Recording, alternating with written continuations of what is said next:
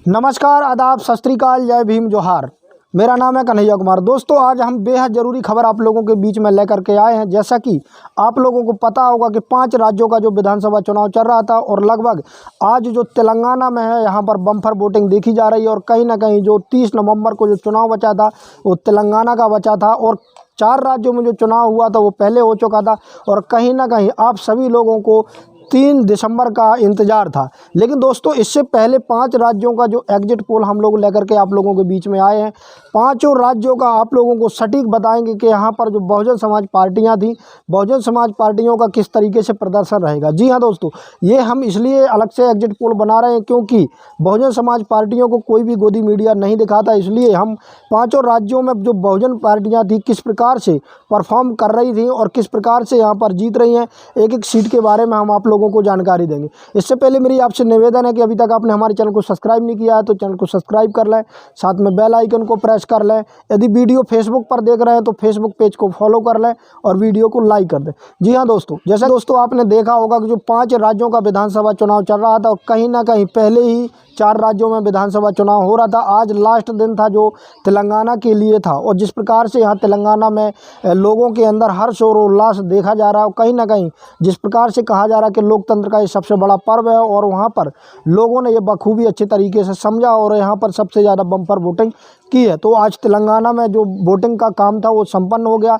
आप सभी लोगों को 3 दिसंबर का इंतज़ार है क्योंकि 3 दिसंबर को सभी जगह से रिजल्ट आने हैं। लेकिन इससे पहले हम 5 राज्यों का जो एग्जिट पोल है वो हम आप लोगों के बीच में एक एक चीज़ के बारे में हम बताएंगे, एक सीट के बारे में बताएंगे कि चाहे वो मध्य प्रदेश हो, छत्तीसगढ़ हो, राजस्थान हो, तेलंगाना हो, मणिपुर हो, यहाँ पर जो बहुजन समाज पार्टियाँ तमाम प्रकार की जो चुनाव लड़ रही थी वो किस सीट से यहाँ पर जीत रही हैं और कौन से राज्य में कितनी सीटें जीतेंगी, पर जो चुनाव के रिजल्ट रहेंगे वो क्या रहेंगे। जी हाँ दोस्तों, सबसे पहले मैं आप लोगों के बीच में चर्चा करने वाला हूँ मणिपुर में।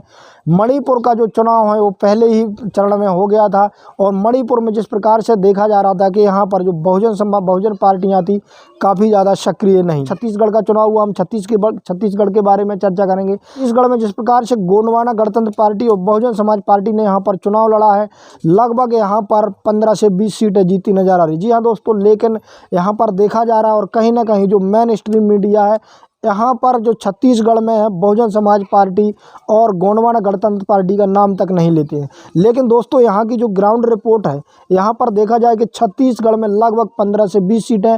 आपने देखा होगा कि जो छत्तीसगढ़ है वो कहीं ना कहीं एसटी बहुल क्षेत्र है। तो यहाँ पर जो एसटी कास्ट है कहीं ना कहीं सबसे ज़्यादा है और यहाँ पर गोंडवाना गणतंत्र पार्टी और बहुजन समाज पार्टी ने जिस प्रकार से मिलकर के यहाँ चुनाव लड़ा है, यहाँ पर स्पष्ट रूप से देखा जा रहा है कि यहाँ पर 15 से 20 सीटें जीतने में बहन कुमारी मायावती जी और गोंडवाना गणतंत्र पार्टी कामयाब रहेगी। जी हाँ दोस्तों, लेकिन यहाँ पर जो लोगों का परसेप्शन है, लोगों के द्वारा जो परसेप्शन बनाया जा रहा था वो कुछ और ही बनाया जा रहा था। लेकिन दोस्तों, यहाँ पर मैं स्पष्ट रूप से बता दूं कि छत्तीसगढ़ में बगैर मायावती के सहयोग से किसी की भी सरकार बनने वाली नहीं है, चाहे वो कांग्रेस हो चाहे बीजेपी हो। जी हाँ दोस्तों, और इस बार कहीं ना कहीं बहन कुमारी मायावती जी ने सबसे ज़्यादा दमखम के साथ 5 राज्यों में चुनाव लड़ा है। तो ये स्थिति रहेगी छत्तीसगढ़ की जो मैंने आपको बताई कि यहाँ से 15 से 20 सीटें बहुजन समाज पार्टी और गोंडवाना गणतंत्र पार्टी का जो गठबंधन था यहाँ पर जीतेगी।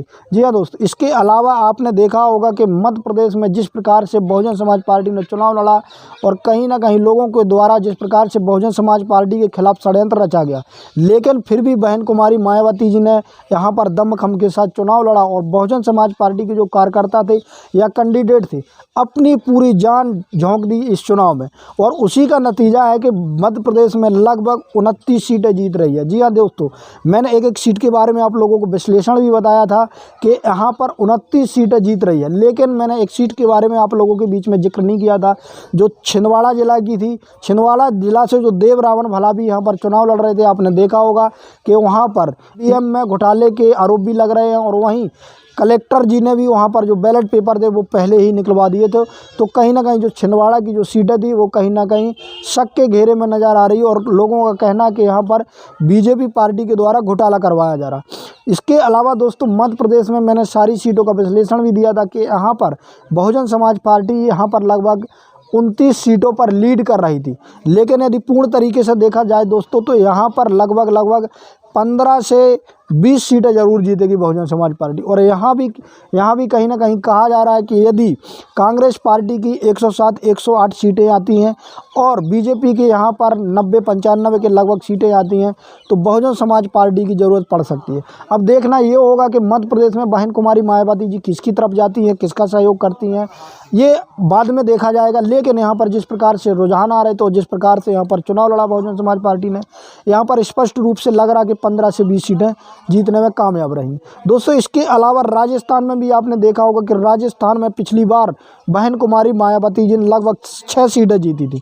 लेकिन जो इस बार देखने में आ रहा है और जिस प्रकार से यहाँ पर भी बहुजन समाज पार्टी ने चुनाव लड़ा है और जिस प्रकार से कहीं ना कहीं SC ST OBC समाज के अंदर जो उत्साह था कहीं ना कहीं, और उनको लग रहा था कि जो हमारे सामाजिक न्याय की लड़ाई लड़ रही है इसके लिए बहुजन समाज पार्टी के लिए, जी हाँ दोस्तों, सबसे ज़्यादा वोटिंग की है। जी हाँ, कहीं ना कहीं तेलंगाना यहाँ पर भी लग रहा है कि लगभग किया है। पहले वो IPS अफसर थे और 15 से 20 सीट लगभग यहाँ पर जिम्मेदारी ये थी 15 से 20 सीटें नहीं भी शैक्षणिक व्यवस्था पिछली बार 6 थी और कहीं ना कहीं उन्होंने जो शिक्षा यहाँ पर वहाँ पर देखा होगा कि और लोगों के मन में जो उत्साह हुआ यदि यहाँ पर IPS अफसर होते हुए जी के सहयोग लोगों की इतनी मदद कर सरकार नहीं बना CM बन जाते आज तो तेलंगाना में बहन कुमारी मायावती जी ने, मैंने कल भी आप लोगों को जिम्मेदारी दी तेलंगाना वहाँ पर CM में कैंडिडेट से वोटिंग हुई है और बहुजन समाज का देखा जाए तो अच्छी तरीके से यहाँ पर चुनाव लड़ा।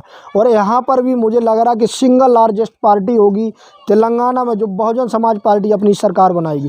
लगभग जिस प्रकार से पहले से यहाँ कई सालों से देखा जा रहा था कि ज़्यादा सक्रिय पार्टी नहीं थी, लेकिन इस बार जो देखा जा रहा है जिस प्रकार से KCR जी ने चुनाव लड़ा है, लग रहा है कि यहाँ सिंगल लार्जेस्ट पार्टी बना करके और बहुजन समाज पार्टी अपनी सरकार बनाएगी। जी हाँ दोस्तों, देखना ये होगा कि 3 तारीख को जो रिजल्ट आने वाले हैं, 3 तारीख के रिजल्ट में क्या होगा। लगभग जो मैंने रुझान आप लोगों को 5 राज्यों के बताए हैं लगभग सेम ही होंगे। अंत में BM News 90 की आपसे गुजारिश है कि अभी तक आपने हमारे चैनल को सब्सक्राइब नहीं किया तो चैनल को सब्सक्राइब कर लें, साथ में बेल आइकन को प्रेस कर लें। यदि फेसबुक पेज पर देख रहे हैं तो फेसबुक पेज को फॉलो कर लें और वीडियो को लाइक कर दें। धन्यवाद।